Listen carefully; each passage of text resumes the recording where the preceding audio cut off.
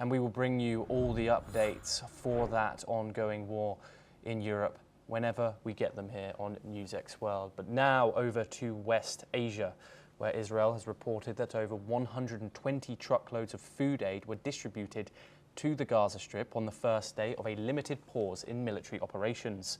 The pause declared by Israel on Sunday allows for secure routes to be opened for humanitarian assistance. According to SOGAT, the Israeli Defense Ministry body overseeing civilian affairs, an additional 180 trucks are waiting to be distributed, with hundreds more queued up for UN pickup. In addition to the truck deliveries, Israel, Jordan and the UAE have conducted parachute airdrops of smaller aid quantities. With over 2 million Palestinians living in Gaza, the aid is vital, as recent weeks have seen warnings of famine due to dwindling supplies. Despite international pressure for a ceasefire, Israel continues to deny using hunger as a weapon, instead accusing aid agencies of failing to distribute the aid effectively. We're now joined by Emeritus Menachem Klein, who is a professor at the Bar Ilan University. He joins us live from Israel. Thank you very much, Professor Klein, for joining us on the program. What is your response to Israel saying that these agencies, the United Nations, Amnesty International, etc., have not been effectively delivering this aid to get into the hands of those who need it in the Gaza Strip the most? Thank you very much for having me. Okay. Unfortunately, the Israeli claim is sheer propaganda, trying to justify its own policy of denying any authority given to very experienced international agencies to help the poor people of Gaza, starving people of Gaza, and their starvation was made by Israel in purpose, part of its war tactics. So I don't buy this Israeli argument. On the contrary, I do think that these agencies are much more experienced than the fake agency that Israel established under a cover of a Gaza Strip humanitarian agency in order to take control over food supply to the poor Gaza people.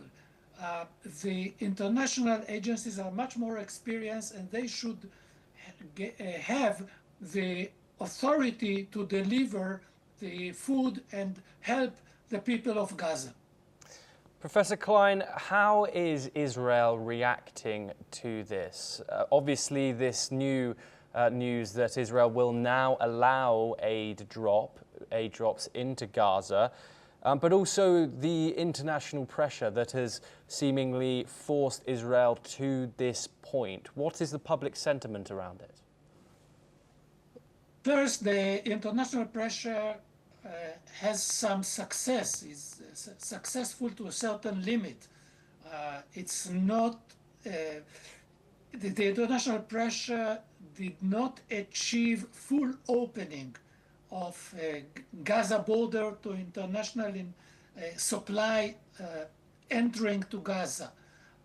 But it has a limited impact on Israel to deliver food to the people of Gaza. This one. Second, it delays the Israeli war plan, the next stage of war plan.